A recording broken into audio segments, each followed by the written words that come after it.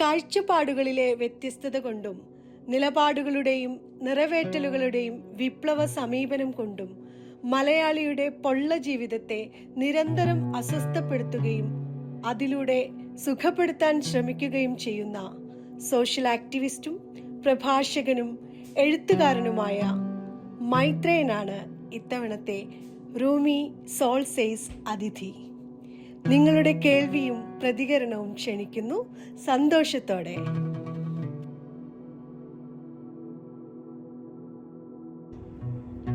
ഇതൊന്നും അല്ല ചെയ്യേണ്ടതെന്നൊക്കെ അങ്ങോട്ട് തീരുമാനിക്കുന്ന ഒരു സൈഡുണ്ട്. അടുത്തതെന്ന് പറയുന്നത് ഈ അയച്ചു തരുന്ന പൈസ ഭക്ഷണത്തിനകത്ത് ഇങ്ങനത്തെ ഇതുവരെങ്കിലും 2 സാധനം ഞാൻ മേടിക്കാനായിട്ട് ഉപയോഗിക്കുമായിരുന്നു. ഇപ്പം 250 രൂപയാണ് അന്ന് അയച്ചു തരുന്നത്. അപ്പോൾ വലിയ കാശായിട്ടോ അന്നത്തെ കാലത്ത്. നമ്മൾക്ക് 250 രൂപ എന്ന് പറയുന്നത് ഒരു 50-നും 75-നും ഇടയ്ക്ക് ശരിക്കും പറഞ്ഞ ഒരു മാസത്തെ ചിലവ് ഈ ഹോസ്റ്റലിൽ നമ്മൾ നേരത്തെ കൊടുത്തതുകൊണ്ട് പിന്നെ അത്രയൊക്കെ വരുള്ളൂ. അപ്പോൾ ഒരു 150 രൂപയോളം അധികം വരും. ആ പണം ഞാൻ ഇങ്ങനെ ഈ പാട്ട് കേൾക്കാനായിട്ട് അന്ന് റെക്കോർഡ് സേവ്. അപ്പോൾ വീട്ടിലെ മൂത്ത ജ്യേഷ്ഠന് ഒരു റെക്കോർഡ് പ്ലെയർ കൊണ്ട് തന്നിട്ടുണ്ട്. ഞാൻ അവിടെ പോയിട്ട് ഇങ്ങനെ റെക്കോർഡ് ഷോപ്പിലെല്ലാം നോക്കി നടന്നിട്ട് റെക്കോർഡ്സ് നോക്കിയെടുക്കുമായിരുന്നു. അതായിരുന്നു കാശ് കളയുന്ന ഒരു സംഭവം. ഭയങ്കര വിലയായിരുന്നൊക്കെ. മറ്റൊന്നുള്ള പുസ്തകം മേടിക്കുക എന്ന് പറയുന്നത്. അപ്പോൾ ആദ്യമായിട്ട് സൈക്കോളജിയുടെ പുസ്തകം കിട്ടി. അത് ട്രാൻസാക്ഷണൽ അനാലിസിസ് എന്ന് പറഞ്ഞിട്ടൊരു ഒരു സ്കൂൾ ഓഫ് തോട്ട് ഈ സൈക്കോളജിയിലുണ്ട്. എനിക്ക് തോന്നുന്നു നിങ്ങൾക്കൊക്കെ ചിലപ്പോൾ അറിയാം. I am okay you are okay ഒക്കെ പറഞ്ഞിട്ടുള്ള ഒരു സീരീസാണ്. അപ്പം അതിൻ്റെയൊക്കെ ആദ്യത്തെ പുസ്തകമാണ്. ആ പുസ്തകം വായിച്ചിട്ടാണ്. അപ്പോൾ സൈക്കോളജി ഇങ്ങനെ വായിച്ചപ്പോൾ നമുക്ക് ഭയങ്കര ഇൻട്രസ്റ്റ് ഉണ്ടായി. അപ്പോൾ അതിൻ്റെ പുസ്തകങ്ങൾ ഇതുപോലെ തേടി പിടിച്ച്. അപ്പോൾ എറിക് ബേൺ എന്നൊക്കെ പറഞ്ഞിട്ട് എറിക് ബേണാണ് അത്. പിന്നെ എറിക് ഫ്രം ഉണ്ട്. അയാളുടെ ഒരു പ്രസിദ്ധമായ പുസ്തകം ഉണ്ടായിരുന്നു. പ്രസിദ്ധമായ പുസ്തകം എന്ന് പറഞ്ഞിട്ട് ഇപ്പോൾ ഓർമ്മയും വരുന്നത് ലവ്, അതുണ്ട്. ആർട്ട് ഓഫ് ലവിങ് എന്ന് പറഞ്ഞിട്ടുള്ളൊരു പുസ്തകമാണ്. അപ്പം അത് വായിച്ചോടെ എനിക്ക് ഭയങ്കരമായിട്ട് ഈ സൈക്കോളജി എന്ന് പറയുന്നത് ഒരു വലിയ മേഖല അങ്ങ് ഓപ്പൺ ചെയ്തിട്ടുണ്ട്. ആ സമയത്ത് തന്നെയാണ് ഞാൻ അറിയാതാണ് ഈ സൈലന്റ് സ്പ്രിങ് എന്ന് പറഞ്ഞിട്ടൊരു പുസ്തകം. അത് റേച്ചൽ കാഴ്സൺ എന്ന് പറഞ്ഞിട്ടൊരു അമേരിക്കൻ കാര്യമാണ് അവരെഴുതിയത്. അതാണ് ഇക്കോളജി. ശരിക്കും പറഞ്ഞാൽ ഫസ്റ്റ് എനിക്ക് തോന്നുന്നു ലോകത്ത് തന്നെ ആദ്യത്തെ പുസ്തകമാണെന്ന് തോന്നുന്നു. ഞാൻ ആ പുസ്തകം എടുത്ത് അറിയാതെ മേടിച്ചതാണ്. അതിൻ്റെ പുറത്തൊക്കെ എഴുതിയിരിക്കുന്നതൊക്കെ ബ്ലർബ് വായിച്ചപ്പോൾ നമ്മൾക്ക് താൻ അറിഞ്ഞൂടാത്ത ഒരു മേഖലയിലുള്ള ഒരു സംഭവമാണെന്ന് മനസ്സിലായിട്ടാണ് ഞാനത് വായിക്കുന്നത്. പക്ഷെ അത് ഇതുപോലെ എൻ്റെ തലയെ അങ്ങ് പൊട്ടിപ്പോയി. അപ്പോൾ അവരിങ്ങനെ ഈ അമേരിക്കയിൽ DDT ഒക്കെ അടിച്ചിട്ടൊക്കെ വരുന്ന പ്രശ്നവും ഈ എൻവയോൺമെൻ്റൽ ഇഷ്യൂ മുഴുവനും കൂടെ അങ്ങ് ഓപ്പൺ ചെയ്ത് തന്ന ഒരു പുസ്തകമായിരുന്നു സൈലന്റ് സ്പ്രിങ്. എന്നാൽ സ്പ്രിങ്ങിന് കിളികൾ ഉണ്ടാകത്തില്ല എന്നുള്ളതാണ് അതിൻ്റെ. ബട്ടർഫ്ലൈ ഇല്ല, വരാൻ പോകുന്ന ലോകം എന്ന് പറഞ്ഞിട്ടാണ് എഴുതുന്ന ഒരു പുസ്തകമാണ്. അതവർ എനിക്ക് തോന്നുന്നു ഒരു 63-ലോ 64 ആ സമയത്ത് അങ്ങനെ എഴുതിയത്. ഞാനത് 72-ലാണ് വായിക്കുന്നത്. ആ വായിച്ച പുസ്തകം ഇതുപോലെ തന്നെ പരമാവധി ബാധിച്ചു. ഫിലോസഫി പോലെ തന്നെ ബാധിച്ചതാണ് ഇക്കോളജി. ഒപ്പമാണ് സൈക്കോളജി. ഈ 3 സാധനം ഒന്നിച്ചാണ് എൻ്റെ ജീവിതത്തിലേക്ക് ആ കാലഘട്ടത്തിൽ കടന്നു വരുന്നത്. അത് ഈ അപ്പോൾ BA പഠിക്കുന്ന സമയത്താണ് റസലിനെ വായിക്കുന്നത്. വേൾഡ് ഗവൺമെൻറ് ഉണ്ടാക്കണം എന്ന് പറയുന്നതായിരുന്നു. അപ്പോൾ യുദ്ധത്തിനെതിരായിട്ട് അയാൾ എഴുതിയിരിക്കുന്നതൊക്കെയായിരുന്നു ഞങ്ങൾക്ക് പഠിക്കാനുള്ള ലേഖനം. പക്ഷെ ഞാൻ അയാളുടെ തന്നെ വേറെ പുസ്തകങ്ങൾ ലൈബ്രറിയിലുണ്ടായിരുന്നു, എടുത്ത് വായിച്ചിട്ടുണ്ട്. അപ്പോൾ എന്നെ സംബന്ധിച്ചിടത്തോളം അതൊരു വലിയ ജീവിതത്തിൽ ഏറ്റവും കൂടുതൽ ജീവിതത്തിൽ ചെയ്യണമെന്ന് ആഗ്രഹമുള്ള കാര്യമായിട്ട് ഈ വേൾഡ് ഗവൺമെൻറ് ഉണ്ടാക്കണം, അതിനാണ് നമ്മൾ മാറേണ്ടത് എന്നുള്ളൊരു തീരുമാനമായി. അപ്പം ഞാൻ ഈ ജോലി ചെയ്യണ്ടെന്നൊക്കെ തീരുമാനിക്കുമ്പോൾ എന്ത് ചെയ്യണം എന്ന് പറയുന്ന സാധനത്തിനകത്ത് ഈ 3-4 സാധനം ഒന്നിച്ചാണ് വരുന്നത്. അതങ്ങനെ എന്നെ സ്വാധീനിക്കുന്നുണ്ട്. അപ്പോൾ MA ഫൈനൽ ഇയർ പരീക്ഷ എഴുതാനായിട്ടിരിക്കുമ്പോഴത്തേന് ഞാൻ പറഞ്ഞു ഞാൻ ഈ പരീക്ഷ ഒന്നും എഴുതുന്നില്ല എന്നൊക്കെ എൻ്റെ കൂട്ടുകാരോടൊക്കെ പറഞ്ഞ് ഇരിക്കുകയാണ്. പക്ഷെ എഴുതാൻ തുടങ്ങാനായിട്ട് ഇരുന്നപ്പോൾ കീറ്റ്സിനെയും ഷേക്സ്പിയറിനെയും പറ്റിയൊക്കെയാണ് ചോദ്യമൊക്കെ. പക്ഷെ ഞാൻ എഴുതുന്നത് ഈ വിഷയങ്ങൾ, ദൈവം ഉണ്ടോ ഇല്ലയോ എന്നൊക്കെയുള്ള ചോദ്യം അങ്ങോട്ട് ചോദിച്ചിട്ട് അതങ്ങ് എഴുതി. അപ്പോൾ ഭയങ്കര ഉഷാറായി. എഴുതാൻ തുടങ്ങിയവിടെ നിർത്താൻ പറ്റുന്നില്ല, അത്ര എഴുത്തായി. അപ്പം ഞാൻ അങ്ങനെ എഴുതുമ്പം ഒരു പ്രൊഫസർ വന്ന് നിന്ന് പേപ്പർ ഇങ്ങനെ തരികയാണ്. അപ്പം ഈ കൂട്ടുകാർ മുഴുവൻ, അപ്പം അവർക്ക് എല്ലാവർക്കും അറിയാം ഞാൻ പരീക്ഷയൊന്നും എഴുതുന്നില്ലല്ലോ. അപ്പോൾ അവർ വിചാരിക്കുന്നത് എന്ത് എഴുതുന്നു. അപ്പം ഞാനിതാണ് നമ്മുടെ സബ്ജക്റ്റാണ്, എഴുതി അങ്ങ് തീർന്നു. അങ്ങനെ ദൈവം ഉണ്ടോ ഇല്ലയോ എന്നുള്ള ഒരു പേപ്പർ എഴുതി. അത് കഴിഞ്ഞിട്ട് വിദ്യാഭ്യാസം എന്താ, ഇങ്ങനൊന്നുമല്ല ഈ പരീക്ഷയൊക്കെ ഇല്ലാത്ത വിദ്യാഭ്യാസം, അതും എഴുതി. അടുത്ത പേപ്പറിനകത്ത് അത് എഴുതി. അത് കഴിഞ്ഞിട്ട് ഈ ലോക സമാധാനം, യുദ്ധം ഒഴിവാക്കുന്നതിനെ പറ്റി ഇത്രയും സന്തോഷമായിട്ട് എൻ്റെ ജീവിതത്തിൽ ഒരു പരീക്ഷ എഴുതി ഞാനങ്ങ് തകർത്ത്. പിന്നെ അവിടെ നിൽക്കി പോകും. ഈ മുട്ടിച്ച പുസ്തകം എല്ലാമൊക്കെ ആയിട്ട് വീട്ടിൽ. അപ്പം അച്ഛനോട് പറഞ്ഞ് ഞാൻ പഠിത്തം നിർത്തുകയാണ്. അപ്പം തിരിച്ചു പോരാ പറഞ്ഞ് അങ്ങനെ പോന്നു. അങ്ങനെ വീട്ടിൽ വന്നിങ്ങനെ ഈ പുസ്തകങ്ങൾ. അപ്പോൾ അമ്മ പിന്നിൽക്കാലത്ത് പറയുന്നുണ്ട്, അവൻ കൊണ്ടുവന്ന പുസ്തകം കണ്ടപ്പോഴാണ് എനിക്ക് മനസ്സിലായി കുഴപ്പമാകുന്നു. പിന്നെ അതുവരെ ഞാനും അമ്മയും തമ്മിലൊരു കോമ്പറ്റീഷനാണ്. അമ്മയും ഒത്തിരി വായിക്കുന്ന ആളായിരുന്നു. അപ്പോൾ അമ്മ വായിക്കാത്ത നോവൽ വായിച്ചിട്ട് അതിൻ്റെ ഗമ പറയുമായിരുന്നു ഒരു പണി.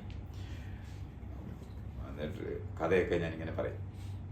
അപ്പോൾ അമ്മയെ വായിച്ച് തോൽപ്പിക്കുക എന്ന് പറയുന്നത് ഭയങ്കര ഒരു കൊതിയായിരുന്നു. പക്ഷെ അമ്മയ്ക്ക് ഒരു 29 വർഷത്തെ ലീഡുണ്ട്, കൊണ്ട് രക്ഷയില്ലായിരുന്നു. അപ്പോൾ ഞാൻ ചെയ്യുന്നതായിരുന്നു, അമ്മ വായിക്കാത്ത പുസ്തകം നോക്കി വായിക്കുക എന്നുള്ളതായിരുന്നു ചെയ്യുന്നത്. പക്ഷെ വീട്ടിനകത്ത് ഒത്തിരി പുസ്തകങ്ങളുള്ളൊരു വീടായിരുന്നു. ഒത്തിരി കളക്റ്റഡ് വർക്ക്സ്, പല തരത്തിലുള്ള നോവൽസും എല്ലാം ഉള്ളത്. അപ്പം അതൊക്കെ വായിച്ചിട്ട് എനിക്കൊരു വായനാ ലോകം ആ ലെവലിൽ ഉണ്ടായിട്ടുണ്ട്. അത് കൊച്ചായിരുന്ന സമയത്ത് തന്നെ ഈ മാസികകൾ വായിക്കുന്ന പോലെ തന്നെ തൊട്ടടുത്ത് ഞാൻ പത്തനംതിട്ട ജില്ലയിലാണ് താമസിക്കുന്നത്, കോന്നി എന്ന് പറയുന്ന മേഖലയിലാണ്. അവിടെ വകയാർ എന്ന് പറയുന്ന ഒരു സ്ഥലത്താണ് താമസിക്കുന്നത്. അപ്പം അവിടുത്തെ ഒരു ലൈബ്രറിയാണ്. ഇവർ വൈകുന്നേരം അവിടെ പോയി ആ ലൈബ്രറിയിൽ നിന്ന് കുറച്ച് ദൂരെയാണ്, അതിൻ്റെ ഒരു മൈലോളം ദൂരെയാണ്. അവിടെ പോയി പുസ്തകം എടുത്ത്, അപ്പം ഞാൻ ഈ ഇംഗ്ലീഷ് വായിക്കുന്ന ഒരു വശമുള്ളപ്പോഴും തന്നെ മലയാളവും വായിക്കുമായിരുന്നു. അത് ഈ ലൈബ്രറി പോയിട്ടായിരുന്നു. പിന്നെ വീട്ടിനകത്ത് മാതൃഭൂമി, ജനയുഗം, ഈ അങ്ങനത്തെ മുഴുവൻ ആഴ്ചപ്പതിപ്പും വരുമായിരുന്നു. അപ്പോൾ അതെല്ലാം വായിക്കുമായിരുന്നു. അതുകൊണ്ട് എനിക്ക് ഞാൻ ഇപ്പം ഖസാക്കിൻ്റെ ഇതിഹാസമൊക്കെ ഞാൻ സീരിയലായിട്ടാണ് വായിച്ചിട്ടുള്ളത്. അപ്പോൾ അങ്ങനെ മലയാളത്തിനകത്തുള്ള പുസ്തകങ്ങളും എനിക്ക് തോന്നുന്നു MTയുടെയൊക്കെ കംപ്ലീറ്റ് വായിച്ചിട്ടുണ്ട്. അങ്ങനത്തെ ഒരു മലയാളം നോവലും അങ്ങനെ മലയാളം അറിഞ്ഞുകൂടാഴിയൊന്നും ബഷീറായിരുന്നു നമ്മുടെ പ്രിയപ്പെട്ട മുഴുവൻ. എനിക്ക് തോന്നുന്നത് അദ്ദേഹത്തിൻ്റെയൊക്കെ മുഴുവൻ വായിച്ചിട്ടുണ്ട്. ആ സമയത്താണ് മലയാള നാടൊക്കെ ഉണ്ടായത്. മലയാള നാടുണ്ടാകുക, അപ്പം അതിനകത്ത് മാധവക്കുട്ടിയുടെ എൻ്റെ കഥയൊക്കെ എഴുതി വരുന്നത്. ഒരു മലയാള നാടും കുങ്കുമം എന്ന് പറഞ്ഞിട്ടൊരു ആഴ്ചപ്പതിപ്പുണ്ടായിരുന്നു. അതും ഇതുപോലെ നോവൽസൊക്കെ വരുന്നത്. ജനയുഗമായിരുന്നു ഈ മാതൃഭൂമിയുടെ നിലവാരമുള്ള ഒരു ആഴ്ചപ്പതിപ്പുണ്ട്. അവർ ഈ MN സത്യാർത്ഥി എന്ന് പറഞ്ഞിട്ട് ഒരു ആളുകൾ, ഞാൻ അദ്ദേഹത്തിനെ ഒരിക്കൽ കണ്ടിട്ടുണ്ട് കോഴിക്കോട്. അദ്ദേഹമായിരുന്നു ബംഗാളി നോവൽ മുഴുവനും ട്രാൻസ്ലേറ്റ് ചെയ്ത് പ്രസിദ്ധീകരിക്കുക. അപ്പം ബിപിൻ ചന്ദ്ര അങ്ങനെയുള്ള ആൾക്കാരുടെ ബംഗാളി നോവൽ വലിയ വ്യത്യസ്തമാണ്. നമ്മുടെ ഒരു ഇതിൽ നിന്ന് വ്യത്യസ്തമായിട്ടുള്ള ഒരു എഴുത്ത് രീതിയാണ്. അപ്പോൾ അതിങ്ങനെ വായിക്കാം. അപ്പം 20ാം നൂറ്റാണ്ടെന്നൊക്കെ പറഞ്ഞിട്ടുള്ള ഇതൊക്കെ സീരിയലായിട്ട് ഇതിനകത്ത് ഈ ജനയുഗത്തിനകത്താണ് അത് വരും. മാതൃഭൂമിയിലും വരും. മാതൃഭൂമിയിലും ഒരു നോവല് ഇങ്ങനെ സീരിയലായിട്ട്. അതേപോലെ തന്നെ ഒരു നമ്മൾ വായിക്കാനായിട്ട് ആ കാലഘട്ടത്തിനകത്ത് കേരള കൗമുദിയല്ല, കൗമുദി എന്ന് പറഞ്ഞിട്ടൊരു മാസികയുണ്ടായിരുന്നു. കെ ബാലകൃഷ്ണൻ എന്ന് പറഞ്ഞിട്ടൊരു ആളാണ്. കെ ബാലകൃഷ്ണൻ കൗമുദിക്കകത്ത് തന്നെ ഉള്ള ഒരാളാണ്. പക്ഷെ അദ്ദേഹത്തിന് സ്വന്തമായിട്ട് ഈ കൗമുദി എന്ന് പറഞ്ഞിട്ട് ആ മാസിക എന്ന് പറയുന്നത് നമ്മൾ വിചാരിക്കുന്ന പോലെ അല്ല, വലിയ ഇത്രയും നീളമുള്ള ഒരു മാസിക. അതിനകത്താണ് അത് പ്രിന്റ് ചെയ്തത്. അപ്പം അതിൻ്റെ പഴയ എഡിഷനും ഒക്കെ എൻ്റെ വീട്ടിലുണ്ടായിരുന്നു. അപ്പോൾ അതെല്ലാം നമ്മളിങ്ങനെ അപ്പം അങ്ങനെ മലയാളത്തിൻ്റെ ഒരു ലോകം, ശരിക്കും പറഞ്ഞാൽ കഥയുടെ ലോകം മുഴുവനും ഞാൻ ഇത് വായനയുടെ ലോകം ഉള്ളത് കാരണം കൊണ്ട് അറിയാതാണ് അതും വായിക്കുമായിരുന്നു. എം മുകുന്ദനെ വരെ ഞാനിങ്ങനെ, മുകുന്ദൻ്റെ ആദ്യത്തെ നോവലൊക്കെ മറ്റേ ഇതാണ് മയ്യഴിപ്പുഴയുടെ അല്ല, അതിന് മുമ്പ് നമ്മുടെ ഹരിദ്വാർ മണിമുഴങ്ങ്, അങ്ങനെയാണ് അത് ഹരിദ്വാറിൽ മണിമുഴങ്ങ്, ആർക്ക് വേണ്ടി എന്നുള്ള അല്ലെന്ന് തോന്നുന്നു മണിമുഴങ്ങ്. അപ്പൊ അതൊക്കെ ഇങ്ങനെ, അപ്പൊ അതുവരെ കാക്കനാടൻ്റെ ഈ മലയാള നാടിനകത്താണ് കാക്കനാടൻ്റെ മൃഗിമല ഇതൊക്കെ ഇങ്ങനെ വന്ന് ഈ അങ്ങനത്തെ ഒരു മലയാള വായനയും ഈ ഇംഗ്ലീഷ് വായനയും ഈ പറഞ്ഞ ഫിലോസഫി ഒന്നാണ് എൻ്റെ ജീവിതം. അതുവരെ ഞാൻ ലിറ്ററേച്ചറിനകത്ത് ജീവിച്ചിരുന്ന ഒരു മനുഷ്യനായിരുന്നു. ഫിലോസഫി എന്നാണ് കംപ്ലീറ്റ് തലതിരിഞ്ഞു പോയി. ഇങ്ങനൊന്നും അല്ല ജീവിക്കേണ്ടത്, ഇങ്ങനെയല്ല പഠിക്കേണ്ടത് എന്ന ഒരു സാധനം മുഴുവൻ വരും. അപ്പം ഞാൻ ഈ അവിടുത്തെ പഠിത്തമൊക്കെ മുടക്കി ഇവിടെ വന്നിരിക്കുക. അപ്പോൾ അച്ഛൻ ചോദിച്ച എന്താണ് ഉദ്ദേശം? എനിക്കൊരു ഉദ്ദേശമൊന്നുമില്ല, ഇതൊന്നും അല്ല പഠിക്കേണ്ടത് മാത്രമല്ല. അങ്ങനെ ഇരിക്കുന്ന സമയത്ത് എൻ്റെ അനിയത്തി അന്ന് ഇങ്ങനെ കല്യാണം കഴിക്കാൻ നിശ്ചയം കഴിഞ്ഞിരിക്കുന്ന കാലം. അപ്പോൾ അയാൾ ഗൾഫിലാണ് ഈ കല്യാണം കഴിക്കുന്നത്. അയാൾ ഇവിടെ കമ്പ്യൂട്ടറാണ് പഠിക്കുന്നത്, അതിൻ്റെ വിദഗ്ധൻ. അപ്പോൾ അത് ഇവിടെ ആയിരുന്നുകൊണ്ട് അവിടെ ഒരു വിളിച്ച് പറഞ്ഞ് ഇങ്ങനെ അനിയത്തി ടൈപ്പ് ചെയ്യുന്നതിന് എന്തോ പറയും, അത് പഠിച്ചിട്ട് വരണം ഞാൻ പറഞ്ഞു. അപ്പം നാട്ടിലില്ല, കേരളത്തിലില്ല, ബാംഗ്ലൂർ മാത്രമേ ഉള്ളൂ. അപ്പോൾ അവളെ അവിടെ കൊണ്ടുപോയി അതിനൊരു 3 മാസം 6 മാസം ഇങ്ങനെയുള്ള ഒരു കോഴ്സാണ്. അപ്പോൾ അതിന് പഠിക്കാനായിട്ട് വിടുമ്പോൾ അച്ഛൻ പറഞ്ഞ് അവൾ ഒറ്റയ്ക്ക് പോകണ്ട, നീയും കൂടെ പോകും, എന്തായാലും ഒന്നും പഠിക്കാതെ ഇവിടെ നിൽക്കുകയല്ലേ, അവളുടെ കൂടെ പോകാൻ പറഞ്ഞു. അങ്ങനെ ബാംഗ്ലൂർ പോയി. അപ്പം ഞാൻ അവിടെ പോയി. അപ്പം ഈ ശരിക്കും പറഞ്ഞാൽ അന്ന് ആ കമ്പ്യൂട്ടറൊക്കെ പഠിക്കായിരുന്നു. എനിക്കപ്പോൾ അത് തോന്നിയില്ല. അപ്പോൾ അവിടെ ഇവളുടെ കൂടെ അവിടെ പഠിക്കാൻ വരുമ്പോൾ ബിസിനസ് മാനേജ്മെൻറ്റ് എന്നൊക്കെ എഴുതി വെച്ചിരിക്കുന്നത് അവൾ. ഞാൻ വിചാരിച്ചു ബിസിനസ് മാനേജ്മെൻറ്റ് ഞാൻ ചേരാം. അപ്പോൾ അവൾ ഈ കമ്പ്യൂട്ടർ കോഴ്സിന് ചേർന്നു. അപ്പം ഇതുപോലെയാണ് 2 മണിക്കൂർ നേരത്തെ ക്ലാസ്സേ ഉള്ളൂ, ഫുള്ള് ഫ്രീ ആണ്. അപ്പോൾ എക്സർസൈസ് ചെയ്യും. പിന്നെ ഇത് 2 അപ്പം ഈ ബിസിനസ് മാനേജ്മെന്റ് കോഴ്സ് എന്ന് പറയുന്നത് വളരെ സിമ്പിളാണ്. നമ്മൾ ഇംഗ്ലീഷ് അറിയാം ഒരുപാട് വെറുതെ ഇങ്ങനെ വായിച്ചാൽ മനസ്സിലാവും, അതൊരു വിഷയമാണ്. അപ്പോൾ ഇവിടെ നോക്കുക എന്നുള്ളത് അപ്പോൾ അപ്പോൾ അവിടെ നോക്കാൻ പോകാൻ ഭയങ്കര ഇഷ്ടമാണ് എനിക്ക്. കാരണം പെൺപിള്ളേരുടെ ഹോസ്റ്റലിൽ അവിടെ താമസിക്കുന്നത്. അപ്പോൾ നമ്മൾ നല്ല ഈ ഡിസൈൻ ചെയ്ത ഉടുപ്പൊക്കെ ഇട്ട് കറക്റ്റായിട്ട് ചെന്നിട്ട് ഇവര് പുറത്തൊക്കെ പോകാനായിട്ട് ഞാനാണ് കൂടെ. അപ്പം അങ്ങനെയായിരുന്നു ആ ഒരു 6 മാസം ബാംഗ്ലൂരിൽ പഠിക്കുന്നുണ്ട്, ബിസിനസ് മാനേജ്മെൻ്റ് ഒക്കെ പഠിക്കും. പക്ഷെ അതിങ്ങനെ കഴിഞ്ഞ് തിരിച്ച് വീട്ടിൽ വന്നപ്പോഴാണ് എനിക്ക് സന്യാസം, ദൈവവിശ്വാസമൊക്കെ പണ്ടേ പോയതാ. 9ാം ക്ലാസ്സിൽ പഠിക്കുന്ന സമയത്ത് സാർ ചോദിച്ചപ്പോഴേ പഠിച്ചുപോയി. 9ാം ക്ലാസ്സിൽ ചോദിച്ചിട്ട് സാർ ചോദിച്ചു ദൈവം ഉണ്ടോ ഇല്ലയോ എന്ന് ആലോചിച്ചിട്ട് വരണമെന്ന് പറഞ്ഞ് അടുത്ത ആഴ്ച. അപ്പോൾ ആലോചിച്ചപ്പോൾ അന്നാണ് ഞാൻ അത് അങ്ങനെ ആലോചിക്കുന്നത്. ആ 9ാം ക്ലാസ്സിൽ ഇതുപോലെ തന്നെ ട്രെയിൻ ചെയ്ത ഒരു സാധനമായിരുന്നു. ഇപ്പം ലോകമൊക്കെ ഉണ്ടാക്കിയ ദൈവമാണെന്ന് അവർ പറഞ്ഞല്ലോ. അപ്പം ഞാൻ അങ്ങനെയാണത് നോക്കുന്നത്. അപ്പം ഞാൻ നോക്കുമ്പോൾ കാണാം ഒരു തരത്തിലും കൊള്ളാവുന്ന ഒരു സംഭവമല്ല ഈ ലോകം. ഇത് ഈ ഉണ്ടാക്കിയ വിദ്വാൻ എന്തായാലും വിവരമില്ല എന്ന് എനിക്ക് മനസ്സിലായി. അത് ഏറ്റവും ഞാൻ അന്ന് കണ്ടുപിടിച്ചതാണ് ഈ കൊതുകിനെ ഉണ്ടാക്കിയവന് എന്തായാലും വിവരമില്ല. എന്ത് കാര്യത്തിനാണ് ഈ കൊതുക്? എനിക്ക് മനസ്സിലായി ബുദ്ധിയുള്ള ഒരു ദൈവമല്ല. അപ്പൊ ഇവരാണെങ്കിൽ പറയുമ്പം ദൈവമെല്ലാം കരുണയുള്ള എങ്ങനെയാണല്ലോ പറയുന്നത്. അപ്പൊ ഈ 9ാം ക്ലാസ്സിലിരുന്ന് ഇത്ര ആലോചിച്ചിട്ട് കരുണയുള്ള ഒരു മര്യാദക്കാരുണ്ട്. ഈ കോഴിയെ തിന്നണം, അതിനെ വേദനിപ്പിക്കണം, ഇത് ഇങ്ങനെയാണല്ലോ ഈ ലോകം നിൽക്കുന്നത്. അപ്പൊ നമ്മൾ ആലോചിച്ച് നോക്കുമ്പോൾ ഒരിക്കലും മര്യാദയുള്ള ഒരു ദൈവമല്ല ഇത് ഉണ്ടാക്കിയെന്ന് വെച്ചാൽ. അടുത്തതെന്ന് പറയുന്നത്, എന്നാൽ ഇയാൾ ഈ ഉണ്ടാക്കുമ്പോൾ ചുവനേരം ഉണ്ടാക്കി പോട്ടെ, ആദ്യമായിട്ട് ഉണ്ടാക്കുമ്പോൾ ഒരു അബദ്ധമൊക്കെ മനുഷ്യർക്ക് വരും. അതിന്ന് പഠിക്കത്തില്ലേ? ഇത് അങ്ങനെയില്ല. എനിക്കറിയാവുന്ന കാലം മുഴുവൻ ഈ കൊതുകിനെ ഉണ്ടാക്കിക്കൊണ്ടിരിക്കുന്നുണ്ട്. അപ്പം എനിക്ക് മനസ്സിലായി ഇയാൾ മര്യാദയില്ല, വിവരവും ഇല്ല, മര്യാദയില്ല. അപ്പം ഞാൻ 9ാം ക്ലാസ്സിലെ ഒരാഴ്ച കഴിഞ്ഞപ്പോഴത്തേന് നല്ല മൂച്ചിനെ എന്നിട്ട് ഇതിങ്ങനെ വിവരവും ഇല്ല, മര്യാദയില്ലാത്ത ദൈവമാണ്. അതുകൊണ്ട് ഞാൻ വിശ്വസിക്കത്തില്ല.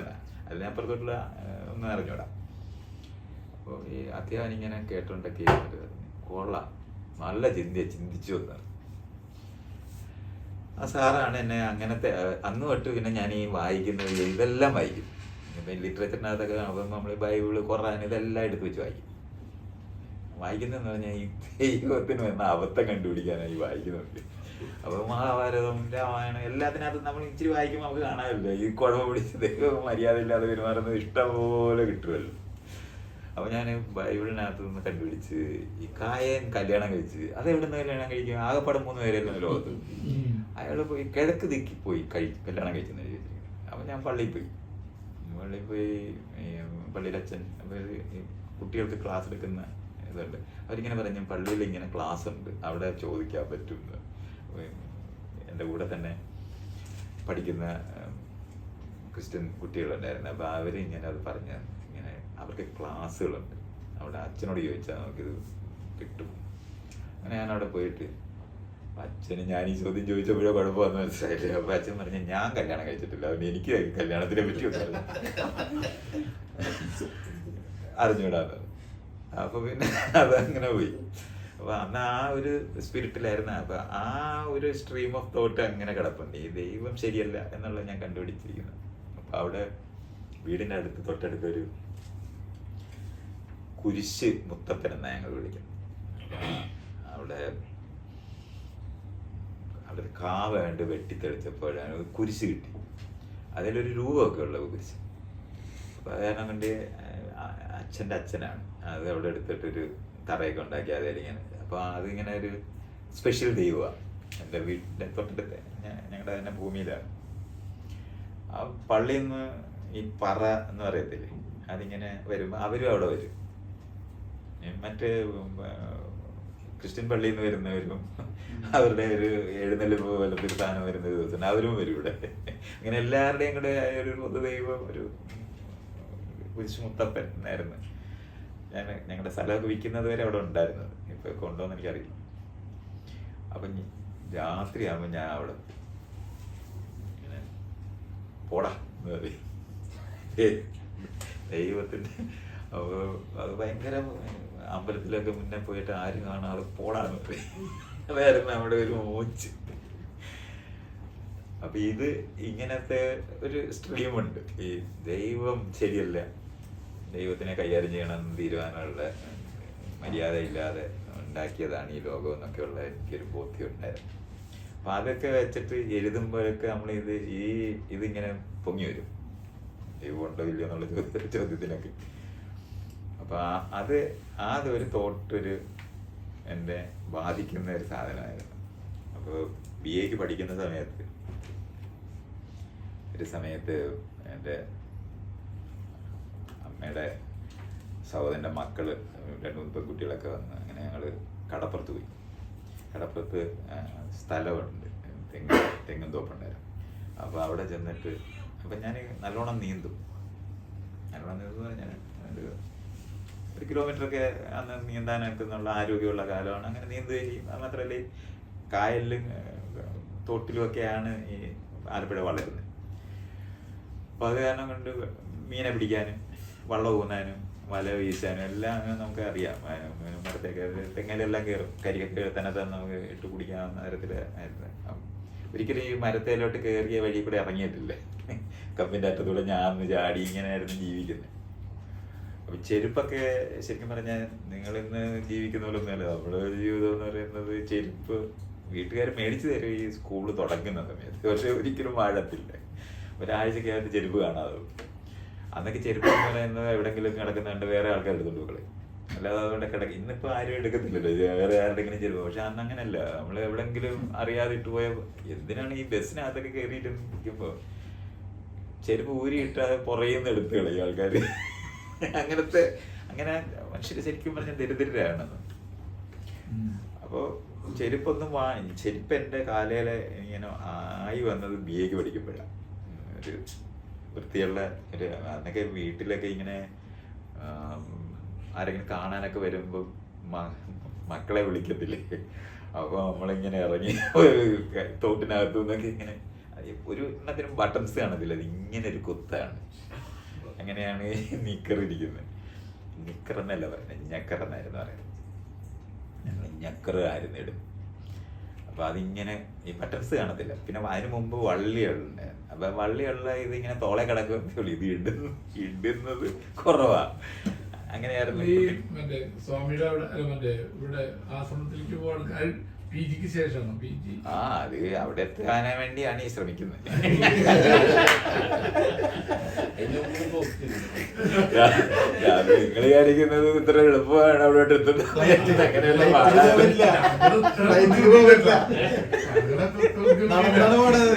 ഞാനിതൊക്കെ പറയുന്നത് ഇത് നല്ല പണിയാണ്. ഈ മറ്റെടുത്ത് നമ്മള് ഈ മീനെ പിടിച്ച് ആ മീനെ പിടിക്കുക എന്ന് പറയുന്നത് നിങ്ങൾ വിചാരിക്കുന്ന പോലെയല്ല. ഞാൻ ഭയങ്കര മീനെ പിടിക്കാനൊരു വിദഗ്ധനായിരുന്നു. എൻ്റെ കുട്ടിക്കാലത്ത് എൻ്റെ ഈ മരിച്ചുപോയ ചേട്ടന് ജിംനേഷ്യം നടത്തിയിരുന്ന ആളും ഞാനും കൂടെ ആയിരുന്നു. ഞങ്ങൾ രണ്ടുപേരും എക്സ്പെർട്ട് ആയിട്ട് വല വീശുന്നവരും വള്ളത്തെ നിന്ന് വല വീശാൻ അറിയാവുന്ന ആൾക്കാരും ഒക്കെ ആയിരുന്നു.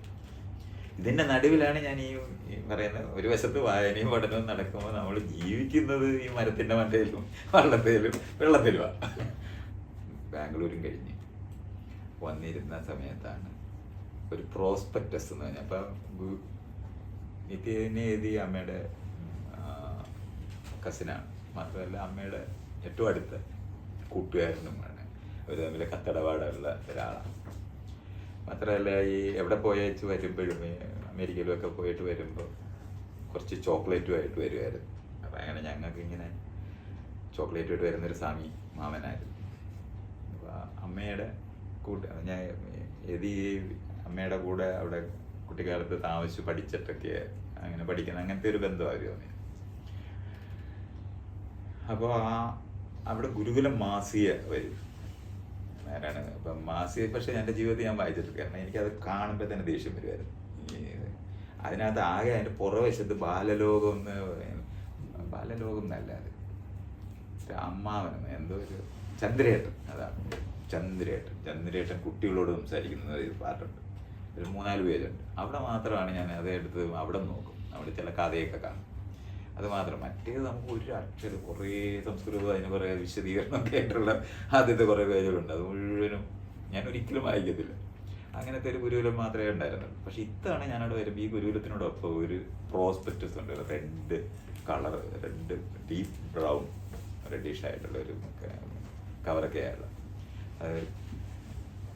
East west university of science of the absolute. ഞാനടുത്ത് ഇതൊന്നൊരു പ്രോസ്പെക്ടസ് അല്ലെങ്കിൽ വേറെ ഒന്നുമല്ല, ബ്രഹ്മവിദ്യ. സയൻസ് ഓഫ് ദി അബ്സല്യൂട്ട് ആരും ബ്രഹ്മവിദ്യ അതെന്താന്ന് മനസ്സിലായില്ലെങ്കിലും സയൻസും അബ്സല്യൂട്ട് മനസ്സിലായില്ല. പക്ഷെ സയൻസ് മനസ്സിലായി. യൂണിവേഴ്സിറ്റി എന്നൊക്കെ ഈസ്റ്റ് വെസ്റ്റ് യൂണിവേഴ്സിറ്റി. അപ്പോൾ ഞാനങ്ങനെ വായിച്ച് തുടങ്ങുമ്പോൾ തുടക്കത്തിൽ തന്നെ അവർ എഴുതിയിരിക്കുന്നുണ്ട് ഇങ്ങനെ, എന്താണ്, മതിലുകളില്ല, ക്ലാസ് മുറികളില്ലാതെ പഠിക്കാം. അപ്പോൾ വിദ്യാഭ്യാസത്തിനെ പറ്റിയൊക്കെ ഞാൻ എഴുതിയിരിക്കുന്നത് പരീക്ഷകളില്ല, സർട്ടിഫിക്കറ്റ് ഇല്ല. ഓ കറക്റ്റ്. ഞാൻ എങ്ങനെ ആലോചിച്ചൊക്കെ വന്നിരിക്കുന്ന സാധനം മുഴുവനുണ്ട്. അത് കഴിഞ്ഞിട്ട് ഈ സൈക്കോളജി അങ്ങനത്തെ കുറേ സബ്ജക്റ്റ് ഉണ്ട്. ഇവിടെ നമ്മൾ അങ്ങനെ ഞാനിത് വായിച്ച ആ സബ്ജക്റ്റ് മുഴുവൻ അതിനകത്ത് അങ്ങനത്തെ. അപ്പം ഞാൻ വെച്ച് ഇതൊക്കെ അപ്പം നമ്മൾ ഈ സ്വാമിമാരുടെ ലോകം എന്ന് പറയുന്നിടത്ത് നമ്മൾ ഇങ്ങനത്തെ ഒരു സാധനം കേൾക്കുമെന്ന് വിചാരിക്കുന്നില്ലല്ലോ. അപ്പം സൈക്കോളജി, അപ്പോൾ അതിനേക്കാളും ഷോക്കിംഗ് ആയിട്ട് എനിക്ക് അനുഭവിച്ചത് ഇക്കോളജി എന്നുള്ള വാക്ക്. ഒരു അപ്പം ഭൂമിയിലുള്ള പല സ്ഥലങ്ങളിലായിട്ടാണ് ഇതിൻ്റെ കേന്ദ്രങ്ങളൊക്കെ. അപ്പം അതിൻ്റെ അകത്തെ പ്രധാന സാധനം എന്ന് പറയുന്നത് മതിലുകളില്ല എന്നുള്ളത് മാത്രമല്ല, പഠിപ്പിക്കുന്നവരുടെ കൂടെ താമസിച്ച് പഠിക്കാമെന്ന്. അതാണ് അതിനകത്ത് ഏറ്റവും വലിയ അതുകൊള്ളാമല്ലോ, ആദ്യമായിട്ടാണ് അങ്ങനെ കേൾക്കുന്നത്. നമ്മൾ അധ്യാപകർ പഠിപ്പിച്ച വീട്ടിൽ പോകത്തില്ലേ, അല്ലാതെ അവരുടെ കൂടെ താമസിച്ച് പഠിക്കാൻ പറ്റുമെന്ന് പറയുന്ന ഒരു സങ്കല്പം നമുക്കില്ലല്ലോ. അപ്പം അതൊരു എന്നെ വല്ലാതെ ബാധിച്ചു. അതായത് എന്തൊരു, അപ്പം ഞാൻ ഈ അമ്മയുടെ കൂടെ എഴുതിയെ കാണാൻ പോയിട്ടൊക്കെ ഉണ്ട് അതിന് മുമ്പ് ഒരിക്കൽ. അത് എനിക്ക് ഓർമ്മയാണ്. അപ്പം അവിടെ ചെല്ലുമ്പോൾ നിറച്ച് പുസ്തകം ഇരിപ്പുണ്ട്. മാത്രമല്ല അതിനകത്ത് എന്നെ ഏറ്റവും കൂടുതൽ ബാധിച്ചത് ബെർണാഷയുടെ ഒരു 150 നാടകം ഉള്ള ഒരു വലിയ തടിയൻ പുസ്തകം. അത് അവിടെ ഇരിപ്പുണ്ട്. ഞാൻ ചോദിച്ചു ഇതൊക്കെ ഇവിടെ എന്തിനാ ഇരിക്കുന്നത്, ഞാനപ്പോൾ ഇങ്ങനെ ചോദിച്ചു എഴുതിയോട് ഇതൊക്കെ വായിക്കുമോ എന്ന് ചോദിച്ചു. അപ്പോൾ ഞങ്ങളൊക്കെ ഇതൊക്കെ വായിക്കും എന്ന് പറഞ്ഞു. അപ്പോൾ അതെന്നെ ഒരു ആകർഷിച്ച ഒരു പോയിന്റാണ്. അങ്ങനത്തെ ഒക്കെ പുസ്തകങ്ങളൊക്കെ അവിടെ ഇരിപ്പുണ്ട്. അത് കഴിഞ്ഞിട്ട് അപ്പം ഞാനിത് ഈ പ്രോസ്പെക്ടസ് കണ്ടപ്പോൾ തീരുമാനിച്ചു ഇവിടെ എന്തായാലും പോയി പഠിക്കണം എന്നതിൽ. അങ്ങനെയാണ് ഞാൻ വർക്കല അപ്പോൾ ഒരു ഈ കൺവെൻഷൻ എന്ന് പറഞ്ഞിട്ട് നടക്കുന്ന ഒരു സമയമുള്ള, എനിക്കതൊന്നും അറിഞ്ഞുകൂടാതെയാണ് ഞാനവിടെ ചെല്ലുന്നത്. അപ്പം ഞാനവിടെ ചെല്ലുമ്പോൾ എതിയുണ്ട്. അപ്പോൾ എന്നെ കണ്ടുപോയി അമ്മയൊക്കെ എങ്ങനെ ഉണ്ടെന്നൊക്കെ ചോദിച്ചു. അങ്ങനെയുള്ള കാര്യമൊക്കെ പറഞ്ഞ് അപ്പോൾ ഞാൻ പറഞ്ഞ് ഈ ഈസ്റ്റ് വെസ്റ്റ് യൂണിവേഴ്സിറ്റിയിൽ ചേരണം എന്ന് പറഞ്ഞു. അപ്പോൾ എതി പറഞ്ഞു അതൊക്കെ ഞാൻ മുന്നാണ് പ്രസാദനോട് ചോദിക്കാൻ. അപ്പോൾ പുള്ളിയുടെ അടുത്ത് പോയി ഇങ്ങനെ ഈസ്റ്റ് യൂണിവേഴ്സിറ്റി ചേരാമെന്നാണ്. പുള്ളി ഞാൻ അഡ്മിഷൻ ഇല്ലല്ലോ. അഡ്മിഷൻ ഇല്ല. പുള്ളി ചിരിച്ച്. അപ്പം എനിക്കത് തീരെ മനസ്സിലായില്ല. കാര്യം എൻ്റെ മറ്റേ സർട്ടിഫിക്കറ്റ് ഇല്ല എന്നൊക്കെ പറഞ്ഞൊക്കെ മനസ്സിലായി, പക്ഷെ അഡ്മിഷൻ അപ്പം ഞാൻ അവിടെ ഇങ്ങനെ കറങ്ങി നിന്ന്. പിന്നെ അങ്ങോട്ട് എന്ത് ചെയ്യണമെന്ന് അറിഞ്ഞാൽ അഡ്മിഷൻ ഇല്ലാതെ ചേരാൻ പറ്റത്തില്ലല്ലോ. അപ്പോൾ കുറേ കഴിഞ്ഞപ്പോൾ ഇത് ഒരു ക്ലാസ് അവിടെ എടുക്കുന്നുണ്ട്.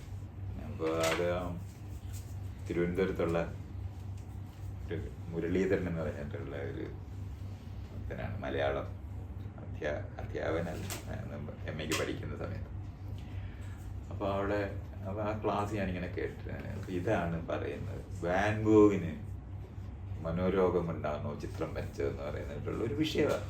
അപ്പം ഞാൻ നമ്മളീ ഗുരുകുലത്തിനെ പറ്റിയൊക്കെ നമ്മളിങ്ങനെ സ്വാമിമാരുടെ സ്ഥലമൊക്കെ പറ്റി കേൾക്കുന്നത് ഒരിക്കലുമായിട്ടൊരു ബന്ധമില്ലാത്തൊരു കാര്യമാണല്ലോ ഇത്. അപ്പോൾ സൈക്കോളജിയൊക്കെയാണ് പറയുന്നത്. അപ്പോൾ എനിക്ക് ഭയങ്കര കൗതുകം തോന്നിപ്പോയി. ഞാനവിടെ ഇരുന്ന് അപ്പോൾ ഇതൊക്കെ ഈ ക്ലാസ്സൊക്കെ കേൾക്കാൻ കൊള്ളാം, ഇത് പഠിക്കേണ്ടതാണെന്നൊക്കെ. അപ്പോൾ അവിടെ നിന്നിരുന്ന് അപ്പോൾ ഇയാളിത് തീസിസൊക്കെ പ്രസൻറ്റ് ചെയ്ത് കഴിഞ്ഞ് അപ്പോൾ എണ്ണിട്ടിട്ട് ഇതെങ്ങനെയാണ് കാണേണ്ടതെന്ന് കേൾക്കേണ്ടതെന്ന് പറയുന്നത്. അപ്പോൾ ഞാൻ ഇതെന്തായാലും പഠിക്കേണ്ടതാണെന്ന്. അപ്പോൾ അതൊരു ഭയങ്കര ഒരു ഡ്രൈവിംഗ് ഫോഴ്സ് ആയിരുന്നു. അങ്ങനത്തെ വിഷയങ്ങളൊക്കെ മറ്റേ നമ്മുടെ സ്കൂളിലും കോളേജിലൊന്നും നമ്മൾ ഒരിക്കലും അങ്ങനത്തെ വിഷയങ്ങളൊന്നും പറഞ്ഞു കേട്ടിട്ടില്ല. അപ്പം അതാണ് ഒന്ന്. അപ്പം ഈ പ്രോസ്പെക്ടസിനകത്ത് ഗാരി ഡേവിസ് എന്ന് പറഞ്ഞ ഒരാളെ പറ്റി എഴുതുന്ന ഒരു area, world passport, world economics, one world economics എന്ന് പറഞ്ഞിട്ടൊരു സ്ഥലം. അപ്പോൾ എക്കണോമിക്സ് പഠിക്കുക. അപ്പോൾ അത് എക്കണോമിക്സ് ഞാൻ സ്റ്റേറ്റ് ഗ്രൂപ്പ് എടുത്തിരുന്നതിനെ കൊണ്ട് എനിക്ക് കുറേ അറിയാം. അപ്പോൾ അങ്ങനത്തെ വിഷയങ്ങളൊക്കെ ഉണ്ട് ഈ പ്രോസ്പെക്ടസിൽ. ഇതൊക്കെയാണ് ഈ പഠിക്കണമെന്ന് പറയുന്നത്. അപ്പം നമ്മൾ ഒരിക്കലും ഒരു എന്താ പറയണ്ടേ, ഗുരുകുലം എന്നൊക്കെ പറഞ്ഞ് നമ്മൾ കേൾക്കുമ്പോൾ നമുക്ക് ഇങ്ങനെ വരുന്ന സന്യാസിമാരുടെ ഒരു ലോകമൊക്കെ ഇല്ലേ, അതൊക്കെയാണല്ലോ നമുക്കറിയാം. അപ്പോൾ ആകെപ്പാടെ ഞാൻ വീട്ടിൽ അമ്മ പറഞ്ഞിട്ടുള്ള ഒരു വാക്കേ അറിയാവൂ, ഈ ഫിലോസഫിയിൽ വിട്ടുപോകത്തിനോട് വേദാന്ത ഉപദേശിക്കുന്നത് ആണ്. നമുക്ക് വേദാന്തത്തിനെ പറ്റി നമുക്ക് ആകെ അറിയാവുന്നത്രയേ ഉള്ളൂ. ബാക്കി ദൈവം ഇല്ല എന്നുള്ള ആർഗ്യുമെന്റ്സിന്റെ മേഖലയിലാണ് നമ്മൾ കഴിഞ്ഞത്, അല്ലാതെ മറ്റേത് കേട്ടിട്ടില്ല. അതാണ് ഇവർ ഈ മറ്റേ പുസ്തകത്തിനകത്തൊക്കെ എഴുതുന്നത്, ഈ വേദാന്തത്തിന്റെ മേഖലയാണ്. അതാണ് ഈ വായിച്ചാൽ മനസ്സിലാകാത്തതാണ്. ബോധത്തിനകത്തു നിന്നൊക്കെ വരുന്ന കഥയൊക്കെയാണ്. അപ്പം അത് ഇങ്ങനെ കേട്ടിട്ടാണ് ഞാൻ അവിടെ ചെന്ന് ഇതല്ലല്ലോ പറയുന്നത്, വീണ്ടും ഈ സൈക്കോളജിയൊക്കെയാണ് പറയുന്നത്. അപ്പം അതുകൊണ്ട് അത് ഭയങ്കരമായിട്ട് ആകർഷിച്ചു. അപ്പം അന്ന് എതി പറഞ്ഞ്